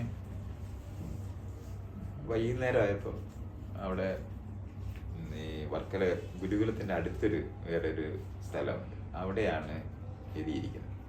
അപ്പോൾ അവിടെ ചെന്നപ്പോൾ അവിടെ ഇങ്ങനെ ഒരു ഇതൊക്കെ കത്തിച്ച് വിളക്കൊക്കെ കത്തിച്ച്. അപ്പം എനിക്കത് കാണുമ്പോഴേ അങ്ങ് അകലെയാകും. അപ്പം ഞാൻ പുറകിലൊരു, അപ്പോൾ അവിടെ ഇരുന്നിട്ട് ഏതോ ഒരു ഉപനിഷത്തായിരിക്കും പറഞ്ഞതെന്തോ, എന്തായാലും അത് കേൾക്കണ്ടെന്ന് ഞാൻ തീരെ ഞാൻ അപ്പോഴും പറഞ്ഞു. പുറകിലൊരു ബെഞ്ചുണ്ടായിരുന്നു, അതിൽ കിടന്നെന്ന് പറഞ്ഞു. നേരം എടുത്തോണിരുന്നു. അപ്പോൾ പിന്നെ ഞാൻ എഴുതി അപ്പം അഡ്മിഷൻ കിട്ടത്തില്ല എന്ന് മനസ്സിലായതോടെ എഴുതി തന്നു. അപ്പോൾ ഇങ്ങനെ പറഞ്ഞു. അപ്പം ഞാൻ പറഞ്ഞ മുനിയാണ പ്രസാദിനെ കണ്ടപ്പോൾ അഡ്മിഷൻ ഇല്ലെന്ന് പറഞ്ഞു. അപ്പോൾ ചിരിച്ച് പുള്ളി ഇങ്ങനെ അഡ്മിഷൻ ഒന്നും ആവശ്യമില്ല, വന്നാൽ മതി എന്നുള്ളതാണ് ഈ പറയുന്നത്. പക്ഷേ എനിക്കതങ്ങനെ മനസ്സിലായില്ല. അപ്പോൾ ഞാനിങ്ങനെ പറഞ്ഞ അഡ്മിഷൻ ഇല്ലെന്ന് പറഞ്ഞു. പേര് പറഞ്ഞ അത് കുഴപ്പമില്ല, ക്ലാസ് ഊട്ടിയിലാണ് ഉള്ളത്, അത് ജനുവരി ഒരു 10-ാം തീയതി ആകുമ്പോൾ വന്നാൽ മതി. അങ്ങനെ ഞാൻ വീട്ടിലേക്ക് അപ്പം നല്ല ഒരു പഠിക്കാൻ പോകാൻ തീരുമാനം. ഇവിടെ വന്ന് അച്ഛനോട് ഇത് പറഞ്ഞു, എന്നെ പഠിക്കാൻ ഗുരുവിൽ പഠിക്കാൻ പോകാൻ. അപ്പോൾ 2 പേര് അമ്മയും അച്ഛനും കൂടെ കംപ്ലീറ്റ് തകർന്നിങ്ങനെ നിൽക്കുന്നത്. അവർക്ക് അറിയാവുന്നവർ ഞാനായിട്ട് ഒരു ബന്ധമില്ലാത്തൊരു കാര്യമാണ് ഈ പറയുന്നത്. കാരണം ഞാനത് മുഴുവൻ ഫാഷനബിളായിട്ട് അങ്ങനത്തെ ജീവിതം നയിച്ച് എക്സസൈസും ചെയ്ത് മീനെയും പിടിച്ച് നടക്കുന്ന ഈ പാർട്ടി ഗുരുകുലത്തിൽ പഠിക്കാൻ പോകുന്നതെന്ന് പറയുമ്പോൾ ഒരു തരത്തിൽ. അപ്പം പക്ഷെ അവർക്ക് ഒരു കാര്യം അറിയാം, ഇത് കുഴപ്പമാണെന്ന് അറിയാം. കാരണം നിത്യേനേത് ഇതുപോലെ പോയതായിട്ട്. അപ്പം അച്ഛനോട് ചോദിച്ച്, അച്ഛനിങ്ങനെ പെരുമാറുന്നതൊക്കെ കൊണ്ടാണോ ഇങ്ങനെ അച്ഛനെ വിട്ടു പോകുന്നതെന്ന് ചോദിച്ചു. അപ്പോൾ അതെനിക്ക് വലിയ പ്രശ്നമായി. ഞാൻ അങ്ങനെയൊന്നും ചിന്തിച്ചിട്ടൊന്നുമില്ല. ഞാൻ ഈ കോളേജിൽ പഠിക്കുന്നതൊക്കെ എൻ്റെ ബോധത്തിലുണ്ട്. ഉള്ള ഗവൺമെൻറ് ഇതൊക്കെയാണ് നമ്മുടെ, അല്ലാതെ ഈ സന്യാസം എന്ന് പറയുന്നത് എൻ്റെ ബോധത്തിലേ ഇല്ല. ഞാൻ അങ്ങനെ ചിന്തിക്കുന്നേ ഇല്ല. ഞാൻ ഈ ഇക്കോളജിയും സൈക്കോളജിയും പിന്നെ ഫിലോസഫി പഠിക്കണം, അത്രയും മാത്രമേ ആലോചിക്കുന്നുള്ളൂ. അല്ലാതെ സന്യാസിയാകുന്നത് എനിക്ക് തീരെ സന്യാസിയാകാൻ കാണുന്നതിന് ഇഷ്ടമല്ല. അതാണ് സ്ഥിതി. പിന്നെ ദൈവമില്ല, ദൈവത്തിന് എനിക്ക് കിട്ടിയ ഇടിക്കുന്ന കാലമാണ്. അപ്പോൾ അങ്ങനെയാണ് നിൽക്കുന്നത്. അപ്പോൾ അതുകൊണ്ട് എനിക്ക് ഇവർ വിഷമിക്കുന്നതൊന്നും എനിക്കിട്ട് മനസ്സിലാകുന്നുമില്ല. ഇതെന്താണ് ഇപ്പോൾ പ്രശ്നം? അവിടെ പോയി പഠിക്കുന്നതിന് ഞാൻ വടക്കേണ്ടി പഠിക്കാൻ പോയപ്പോൾ ഒരു കരച്ചിൽ. ഇത് അച്ഛന് കണ്ണ് നിറഞ്ഞ് ആദ്യമായിട്ടാണ് അച്ഛൻ കരയുന്ന കാണുന്നത്. അപ്പോൾ എനിക്ക് ഭയങ്കര പ്രശ്നമായി. അത് മാത്രമല്ല, അച്ഛൻ കരഞ്ഞ് കിടത്തി കഴിഞ്ഞപ്പോൾ അമ്മയും വന്ന് നിന്ന് കരയുന്നു. ഇത് എന്ത് ഇത്ര വലിയ കുഴപ്പം? ഞാനിതാണെങ്കിൽ വളരെ സിമ്പിളായിട്ട് പഠിക്കാൻ പോകുന്നതിനെ പറ്റി മാത്രമേ ഞാൻ ആലോചിക്കുന്നുള്ളൂ. അപ്പോൾ ഞാൻ അവിടെ എങ്ങനെ നിന്ന്. പക്ഷെ മറ്റേത് എനിക്ക് വായിച്ചപ്പോൾ മനസ്സിലായി, അതാണ് ഇവരുടെ ഒരു പ്രശ്നം. ഞാൻ ഈ സത്യം അറിയാൻ പോകുന്ന പ്രശ്നം ആണല്ലോ സിദ്ധാർത്ഥൻ്റെ കഥയ്ക്കാണ്. പക്ഷെ അതുകൊണ്ട് അച്ഛനോട് എന്തായാലും അനുവാദം മേടിച്ചിട്ട് പോയാൽ മതി എന്നുള്ളൊരു ഇതാണ്. അപ്പം അങ്ങനെ അവിടെ നിന്ന് അച്ഛൻ ഇങ്ങനെ പറഞ്ഞ കാര്യങ്ങൾ ഒരു 2-3 മണിക്കൂർ കഴിഞ്ഞപ്പോൾ അച്ഛൻ പറഞ്ഞ, എന്നാൽ നിനക്ക് കഥ പഠിക്കാന്നുണ്ടെങ്കിൽ പോയി പഠിക്കാൻ പറഞ്ഞു.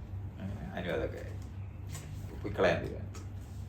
ഇപ്പോൾ പിറ്റേ ദിവസം രാവിലെ കുളിച്ചൊക്കെ ഒരുങ്ങി. അതാണെങ്കിൽ എൻ്റെ കയ്യിലാണെന്നുണ്ടെങ്കിൽ ഈ നേരത്തെ പറഞ്ഞ ഫാഷനബിളായ സകല ഉടുപ്പും സകല സാധനം 2 പെട്ടി നിറച്ച് ഉടുപ്പും, ജ്യേഷ്ഠനാണെന്ന് പുറത്തുനിന്ന് കൊണ്ടുവന്ന് പീച്ച് സാധനമൊക്കെ ഉണ്ടാകുന്നത് സെൻ്റൊക്കെ, അതുമെല്ലാം സെറ്റെല്ലാം ഉണ്ട്. ഷേവിങ് സാധനങ്ങൾ, ക്യാമറ, ഇതൊക്കെ ആയിട്ട് 2 പെട്ടിയിൽ സകല സാധനവും നിറച്ച് ഞാനിങ്ങനെ അവിടെ വെച്ച് മുറ്റത്തോട്ട് ഇറങ്ങി. തൊട്ടടുത്ത് തോട, കായലുമായിട്ട് കണക്ട് ചെയ്യുന്ന തോട. അവിടെ ചെന്ന് ഇങ്ങനെ നോക്കുമ്പോൾ തൊടിൻ്റെ കരയ്ക്കോട്ട് ഞാൻ അന്നത്തെ കാലത്ത് നമ്മൾ എത്തിക്കഴിഞ്ഞാൽ ഉടനെ തന്നെ മീനുണ്ടോയെന്ന് നോക്കും. മീനുണ്ടോയെന്ന് നോക്കിക്കഴിഞ്ഞാൽ മീനെ നമ്മൾ ഞാനിങ്ങനെ നോക്കുമ്പോൾ കരിമീനുണ്ട്. അപ്പോൾ കരിമീനുണ്ടെന്ന് പറഞ്ഞാൽ ഒറ്റയ്ക്ക് കരിമീൻ വരത്തില്ല, നീ പേരായിട്ട് കുഞ്ഞുങ്ങളുമായിട്ട് നടക്കുന്നത്, അല്ലെന്നുണ്ടെങ്കിൽ സംഘം ഒരു കൂട്ടമാണ്. അപ്പോൾ നമ്മൾ ഈ കരിമീനെയൊക്കെ പിടിക്കുമ്പോൾ വിളിക്കുന്ന ഒരു രീതിയുണ്ട്. അപ്പോൾ ഇങ്ങനെ കാല് തറയിലൊന്ന് അടിക്കും, അപ്പോൾ ഒരു ശബ്ദം ഉണ്ടാകും. അപ്പോൾ മീനിങ്ങനെ നോക്കും. അപ്പോൾ നമ്മൾ അവിടെയൊക്കെ ആണെങ്കിൽ കക്ക കിട്ടും, കൊച്ചു കക്കയുടെ കഷ്ണങ്ങളും. അപ്പോൾ നമ്മൾ ചൂളം അടിച്ചിട്ട് ഇങ്ങനെ കാലയിൽ അടിച്ചിട്ട് ശബ്ദം ഉണ്ടാക്കിയിട്ടാണ് ഇങ്ങനെ വിളിക്കുന്നത്. വിളിക്കുമ്പോൾ ഞാൻ നോക്കുമ്പോൾ കുറേ മീൻ ഒന്നിച്ചു വന്നു. അപ്പോൾ ഞാൻ ഈ കക്ക ഇട്ടപ്പോൾ മീൻ ഇഷ്ടം പോലെ ഉണ്ടെന്ന് മനസ്സിലായി. ഞാൻ ഓടിപ്പോയി വലയെടുത്തുകൊണ്ട് വന്ന് വീണ്ടും ഇതുപോലെ വിളിച്ച് കക്കായിട്ട് വീശി. കരിമീനാണെന്നുണ്ടെങ്കിൽ നമ്മൾ വീശിയാലേ വലിച്ചാൽ കിട്ടത്തില്ല. ചെളി മയമില്ലാത്തടത്ത് മാത്രമേ അതിന് ഇടഞ്ഞു വലിക്കുക എന്ന് അതിന് പറയും. വളരെ സൂക്ഷിച്ച് നമ്മളിങ്ങനെ പതുക്കെ പതുക്കെ പതുക്കെ ഇങ്ങനെ ഇങ്ങനെ ഇങ്ങനെ പറയും. അതിൻ്റെ മൂക്കയിൽ ഇത് മുട്ടുമ്പോൾ ചാടി അകത്ത് വരണമെന്നുണ്ടെങ്കിൽ, അല്ലെങ്കിൽ ഇതിങ്ങനെ ചരിഞ്ഞിരുന്ന് കളയും. അപ്പോൾ ഒരു 100 എണ്ണം ഉണ്ടെങ്കിൽ നമ്മൾ വീശിയ 5 എണ്ണം പോലും കിട്ടത്തില്ല. അതാണ് കരിമീനെ വീശുമ്പോൾ നമുക്ക് അറിയേണ്ടത്. അപ്പോൾ അതുകൊണ്ട് സാധാരണ ഇത് നമ്മൾ ചെയ്യുന്നത് വെള്ളത്തിലോട്ട് അങ്ങ് ചാടും. ചാടി പക്കെന്നാ പറയുന്നത്, വലമണി അങ്ങ് ചെളി താക്കും. താത്തിട്ട് നമ്മളിതിന് മേളിൽ കൂടെ ഇങ്ങനെ തപ്പുമ്പോൾ മീൻ ചാടുമ്പോൾ നമ്മൾ ഇതിന് അടിയിൽ കൂടെ കൈയിട്ട് പിടിച്ച് കരക്കിടണം. ഇങ്ങനെയാണ് അതിൻ്റെ ടെക്നിക്ക്. അല്ലാതെ നമ്മൾ ഈ വല വലിച്ച് എടുത്താൽ കരിമീനെ പിടിക്കാൻ, കരിമീനും പള്ളത്തി എന്ന് പറഞ്ഞൊരു കൊച്ചു മീനുണ്ട്, അത് 2 എണ്ണത്തിനെ നമുക്ക് അങ്ങനെ പിടിക്കാനൊക്കെ. അപ്പോൾ ഞാൻ ഇറങ്ങി വെള്ളത്തിൽ ചാടി, നല്ല കുളിച്ചൊക്കെ വൃത്തിയായിട്ട് നിന്നാണെന്ന് പറഞ്ഞു. എന്നിട്ട് 36 കരിമീനെ കിട്ടി. അപ്പോൾ അത് കരക്കൊക്കെ കൊണ്ടുവന്നിട്ട് അമ്മയൊക്കെ കൊണ്ടുപോയി കൊടുത്തു. അപ്പൊ അമ്മ പിന്നെ എനിക്ക് പറഞ്ഞിട്ടുണ്ട്, നീ ആ മീനെ പിടിച്ചപ്പോ ഞാൻ വിചാരിച്ചു നീ പോകത്തില്ല. എനിക്കിത് ഞാൻ ഈ ആളുകളുടെ വിചാരം ഞാൻ ഈ സന്യാസത്തിന് പോകുന്നു, ഞാൻ ഈ സന്യാസിക്കുന്നത് എൻ്റെ തീമിലേ ഇല്ല. ഞാൻ ഈ കോളേജിൽ ഇതൊക്കെ പഠിക്കുന്നതിനാണ് ഞാൻ ഈ പോകുന്നത്. അപ്പൊ എനിക്കത് മീനെ പിടിക്കുന്നത് ഇതിനൊരു തടസ്സമായിട്ട്. അപ്പൊ അവരിങ്ങനെ എതി പോയ സമയത്തൊക്കെ മീനൊന്നും തിന്നാതെ ആളാ പോയത്. ഞാൻ അങ്ങനെ ചിന്തിച്ചിട്ടേ ഇല്ല.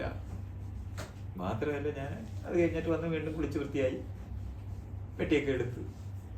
അപ്പൊ പെട്ടി നിറച്ച് വസ്ത്രമാണ്. നിങ്ങൾ ആലോചിക്കണം, ഒരു തന്നെ സന്യാസിക്കാൻ പോകുന്ന ഒരാളുമായിട്ട് ഒരു ബന്ധമില്ല എൻ്റെ ജീവിതം. 2 പെട്ടി നിറച്ച് ഈ സകല സാധനമായിട്ടാണ് ഞാൻ അവിടെ പോകുന്നത്. ആള് മുട്ടിയിലെത്തി. അവിടെ ചെന്ന് അവിടെ ഇങ്ങനെ ഇരിക്കും. അപ്പൊ ആകെ 2 പേര് അവിടെ ഉള്ളപ്പം, ഒരു താടിയുള്ള ഒരു സ്വാമി, പിന്നെ അത്ര താടിയില്ലാത്ത ഒരു സ്വാമി, ഒരാള് ഭയങ്കര കട്ട, അയാള് കണ്ടാലൊരു ഗുണ്ടാ പോലുള്ള തടിയാണുള്ളത്.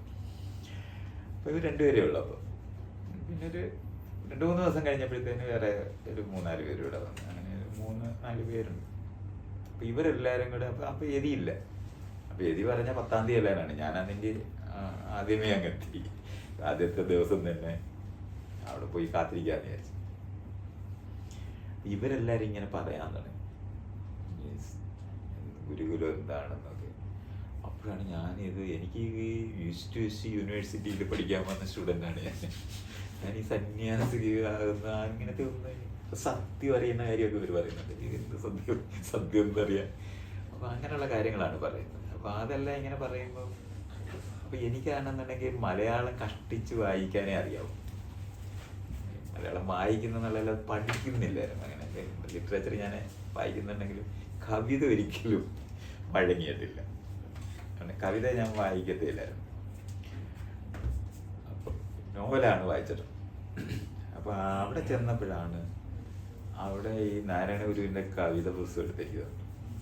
ഇവിടെ ഞാനിത് അന്തം വിട്ട്. കാരണം ഈ മലയാളം കവിതയ്ക്ക് ഒരു കുഴപ്പമുണ്ടല്ലോ, ചില വാക്കൊക്കെ ഒളിച്ചിരിക്കത്തില്ല 2 വാക്കിന്റെ നടുവിൽ, നമ്മളത് കാണത്തില്ലല്ലോ. അത് വായിച്ചാരെങ്കിലും പറഞ്ഞു തന്നാലേ ഇതിന്റെ നടുക്കൊരു അക്ഷരം തമ്മിൽ ചേർക്ക. ഇങ്ങനെ ഒരു പ്രശ്നം ഇംഗ്ലീഷ് വായിക്കുമ്പോൾ ആ പ്രശ്നമില്ല. ഇംഗ്ലീഷ് കറക്റ്റായിട്ട് മുറിഞ്ഞ് വാക്ക് നിൽക്കില്ല. ഇതിങ്ങനല്ലേ, കാണാത്തൊരു അക്ഷരം ഇരിക്കും. ഇതിനെ ഒട്ടി മറ്റേനെ, അപ്പൊ വേറൊരു വാക്ക് നേരെ തിരിച്ച വാക്കായിരിക്കുമല്ലോ. ഇതിങ്ങനെ ഒരു പ്രശ്നം മലയാളത്തിനുണ്ടെന്നുള്ള കാര്യം ശരിക്കും ബാധിച്ചത് ഈ കവിത വായിക്കാൻ തുടങ്ങിയപ്പോഴാണ്. അപ്പൊ അവര് വായിക്കുമ്പോൾ ഞാൻ വായിക്കുമ്പോൾ ചില വാക്ക് മാറിപ്പോകും. അപ്പൊ പിന്നെ എനിക്ക് മനസ്സിലായി രക്ഷയില്ല, കവിത പഠിച്ചേ പറ്റൂ. അപ്പൊ ഇത് പഠിക്കണം. അപ്പൊ അവര് പറഞ്ഞു ഈ പുസ്തകമൊക്കെയാണ് ഇവിടെ പഠിപ്പിക്കുന്നതെന്ന് പറഞ്ഞു. അപ്പൊ പിന്നെ ഞാൻ മലയാളം വേറെ വല്ല മലയാളം കവിതയൊക്കെ ഉണ്ടോ എന്ന് ചോദിച്ചു. കുമാരനാശന്റെ കവിതയൊക്കെ എഴുതുന്നത് അതാണ് പിന്നെ മെനക്കെട്ടു. അപ്പൊ കുറെ അത് കുറച്ചുകൂടെ വഴങ്ങും, ഇതിനേക്കാളും കൂടുതൽ വഴങ്ങുന്നുണ്ട് നാരായണ ഗുരുവിനെ എഴുതിയിരിക്കുന്നത്. അപ്പൊ അങ്ങനെ കുറെ കവിതയൊക്കെ വായിച്ച് ഒരു 2 ആഴ്ചയോളം കഴിഞ്ഞപ്പോഴാണ് എഴുതി വരുന്നത്. എഴുതി വരുമ്പോൾ വലിയൊരു സംഘം കൂടാ വരുന്നത്. ഒരു 10-15 പേരുണ്ട്. അവർ അന്യരാജ്യത്തുള്ള ആൾക്കാരാണ് കൂടുതൽ. അമേരിക്കയിൽ നിന്നും ഇംഗ്ലണ്ടിൽ നിന്നും ഓസ്ട്രേലിയ ബെൽജിയത്തിൽ നിന്നൊക്കെ ഉള്ള ആൾക്കാർ. ഇവർ വന്ന് ഈ ഗുരുകുലം നിറഞ്ഞു. അതുവരെ അവിടെ വൈകുന്നേരം നമുക്ക് ഒരു പ്രാർത്ഥനയൊക്കെ ചെയ്ത്, അപ്പോൾ എനിക്കാണെങ്കിൽ പ്രാർത്ഥനയ്ക്ക് അതൊന്നും കൂടുതൽ എനിക്ക് ഭയങ്കര പാടായിരുന്നു. എന്നാലും പിന്നെ ഈ പഠിക്കാൻ വന്ന കാരണം കൊണ്ട് ഇതാണ് ഇവിടെ നടക്കാൻ പോകുന്നതെന്നൊക്കെ മനസ്സിലായോടെ അതിൻ്റെ കൂട്ടത്തിൽ ഞാനിങ്ങനെ ഇരിക്കും എന്നുള്ളതേ ഉള്ളായിരുന്നു. അപ്പം ഇവരിങ്ങോട്ട് വന്ന് കയറിയിട്ട് ശരിക്കും പറഞ്ഞാൽ അന്തരീക്ഷമേ അങ്ങ് മാറി. അതുവരെ ഭയങ്കര എന്താണ് ഇംഗ്ലീഷിൽ പയസ് എന്ന് പറയുന്ന തരത്തിൽ എല്ലാവരും ഇങ്ങനെ അങ്ങോട്ടും ഇങ്ങോട്ടും വലിയ ശബ്ദമൊന്നും ഇല്ലാതിരിക്കുന്ന സ്ഥലമൊക്കെ അങ്ങ് മാറിപ്പോയിട്ട് അവിടെ വൈകുന്നേരം ഗിറ്റാർ വെച്ച് പാട്ട് പാടൽ ബഹളം തന്നെ. അപ്പോൾ എനിക്ക് കറക്റ്റായി എൻ്റെ ജീവിതവും ഞാനുമായിട്ട് ഒരു പ്രശ്നമില്ലാത്ത. മാത്രമല്ല ഇവരെല്ലാവരും പറയുന്ന ഇംഗ്ലീഷും അവർ പറയുന്ന കഥയൊക്കെ എനിക്കറിയാം.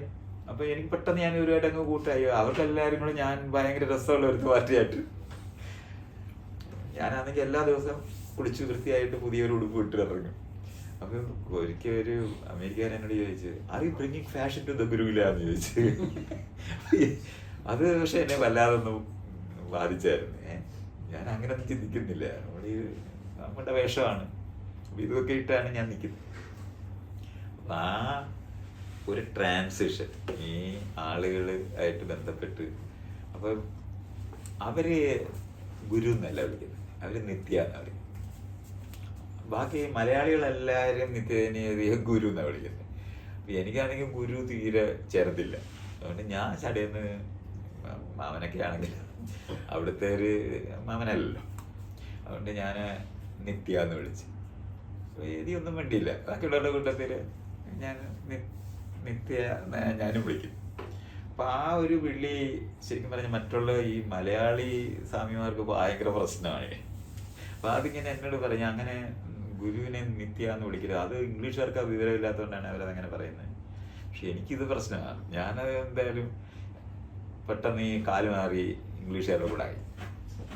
അവരുടെ കൂടെയാണ് എനിക്ക് ചേരാൻ പറ്റുന്നത്. അപ്പം അവരുടെ കൂടെ താമസിക്കുകയും അവരുടെ കൂടെ നടക്കുകയും അവരുടെ ലോകം എനിക്ക് ശരിക്കും അറിയാം. ഞാൻ അവരുടെ മാസികകളൊക്കെയാണ് വായിച്ച് വളർന്നത്. പെട്ടെന്ന് അവരുമായിട്ട് ഭയങ്കരമായിട്ട് അങ്ങ് ചേർന്ന് പോയി.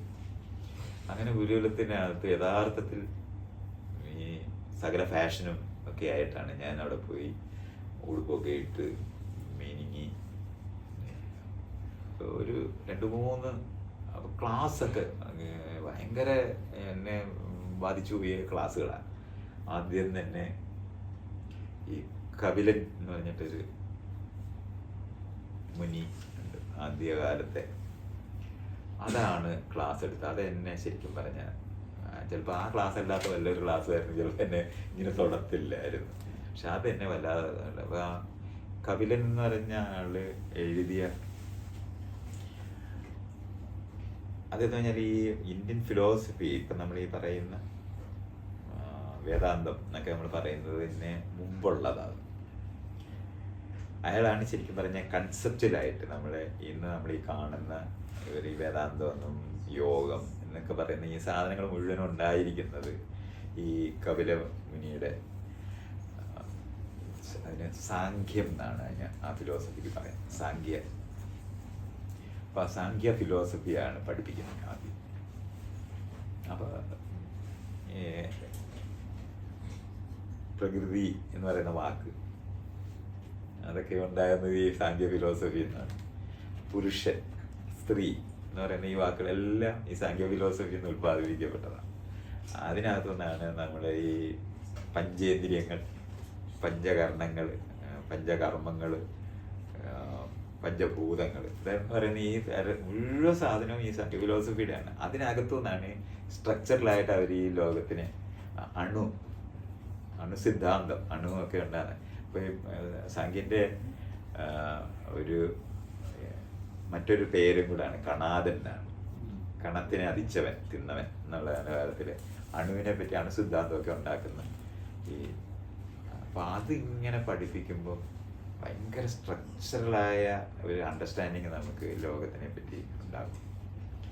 അപ്പോൾ അത് വെച്ചിട്ടാണ് പിന്നെ പിൽക്കാലത്ത് നമ്മൾ ഇപ്പം സാഖ്യവും യോഗം, വൈശേഷ്യം എന്നൊക്കെ പറഞ്ഞിട്ട് പിന്നെ ഉണ്ട്. പക്ഷെ ഇതെല്ലാം ഈ സത്യത്തിൽ ആദ്യത്തെ ഈ സാധനത്തിന് ചെറിയ ചെറിയ വേരിയേഷൻസ് വരുത്തിയിട്ടാണ്. അതിനകത്ത് ഉത്തരമീമാംസ എന്ന് പറഞ്ഞിട്ട് ഒരു ഫിലോസഫി. അതെന്ന് പറഞ്ഞാൽ വേദാന്തത്തിൻ്റെ പ്രാഗ് രൂപമാണ്, തുടക്കം. കഴിഞ്ഞിട്ട് ഉത്തരമീമാംസയും പൂർവ്വമീമാംസ എന്ന് പറഞ്ഞിട്ട് രണ്ടായിട്ട് കഴിഞ്ഞാൽ ഉത്തരമീമാംസ എന്ന് പറയുന്നതാണ് വേദാന്തം, പൂർവ്വമീമാംസയാണ് ആദ്യത്തെ അതിൻ്റെ പുതിയ ഒരു ആരംഭം. അപ്പോൾ അതിനകത്തൊക്കെ ബുദ്ധ ഫിലോസഫിയുടെ കൂടെ ചേർന്നതാണ് ശരിക്കും പറഞ്ഞാൽ ശങ്കരൻ്റെ ഫിലോസഫിയൊക്കെ വരുമ്പോഴത്തേന് ബുദ്ധൻ്റെ സാധനങ്ങളൊക്കെ ചേരുന്നു. ഇതൊക്കെ ഒരു 6 ആസ്തിക ദർശനം വന്നു. വേദം പ്രമാണമാക്കുന്നതാണ് ഈ ആസ്തിക ദർശനം. അല്ല ദൈവവിശ്വാസം എന്നുള്ള അർത്ഥമല്ല കേട്ടോ, ശരിക്കും പറഞ്ഞ വേദത്തിനെ പ്രമാണമായിട്ട് എടുക്കുന്ന. അപ്പം അങ്ങനെ ഫിലോസഫിയിലെ കാറ്റഗറീസ് ഒക്കെ ഉണ്ട്, ഇങ്ങനത്തെ പല ഡിഫറെൻ്റ് ആയ ഫിലോസഫി. പക്ഷേ ഈ സാങ്ക്യ ഫിലോസഫി നമ്മളെ ഒരു ഐ ഓപ്പണറായിട്ട് നമുക്ക് തോന്നും. ഇഷ്ടംപോലെ ഇന്ന് നമ്മൾ ഈ പറയുന്ന എല്ലാ വാക്കും നമ്മൾ ഈ ഫിലോസഫിയായിട്ട് ബന്ധപ്പെട്ട് നമ്മുടെ നാട്ടിലൊക്കെ നമ്മൾ ഈ പഠിപ്പിക്കുന്ന എല്ലാ വാക്കും അവിടുന്ന് വരുന്നതാണ്, ആ ഫിലോസഫി എന്നാണ് വരുന്നത്. നമ്മളിങ്ങനെ കണ്ണ്, കാത്, മൂക്ക്, ചെവി എന്നൊക്കെ പറയുന്ന ഈ ഇന്ദ്രിയം എന്നുള്ള വാക്കൊക്കെ അവരുടെ സംഭാവനയാണ്.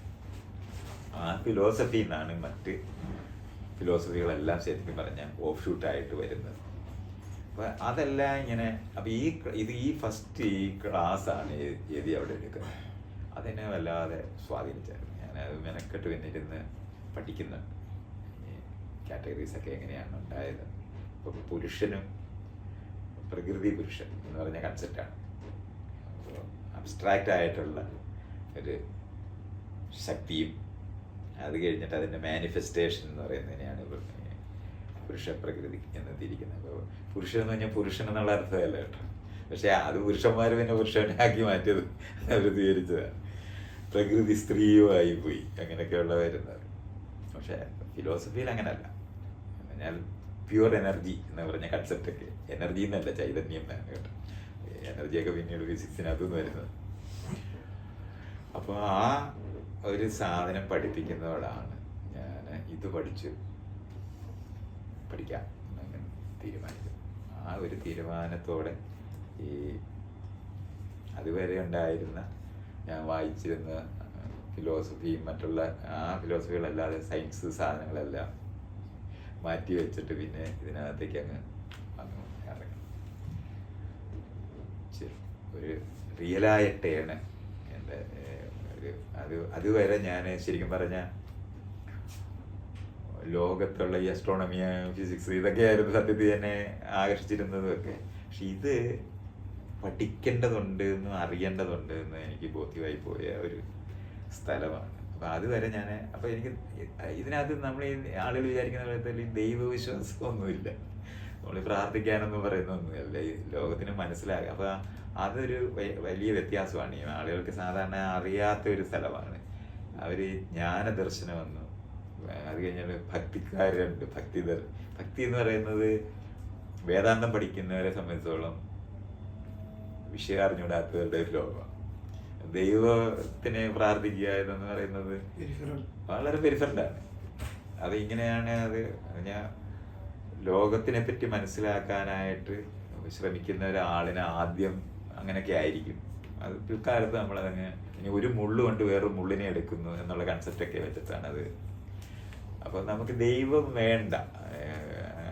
ഫിലോസഫി പഠിക്കുന്ന ഒരാളിനെ ദൈവസങ്കല്പമോ പ്രാർത്ഥനയോ അതൊരു ആളുകൾ ഒന്നിച്ച് കൂടുമ്പോൾ ചെയ്യുന്ന ഒരു പണിയെന്നുള്ളത് കവിഞ്ഞ് ഒരു വിധത്തിനകത്ത് ആകെപ്പാട് 1 മിനിറ്റ് നേരം നാരായണഗുരു എഴുതിയ ഒരു ദൈവദേശം എന്ന് പറയുന്നൊരു സാധനമുണ്ട്. അതിങ്ങനെ ചൊല്ലും എന്നുള്ളതല്ലാതെ അതൊരാൾ ചൊല്ലിയോ ഇല്ലയോ എന്നുള്ള ആരും ചോദിക്കത്തൊന്നുമില്ല.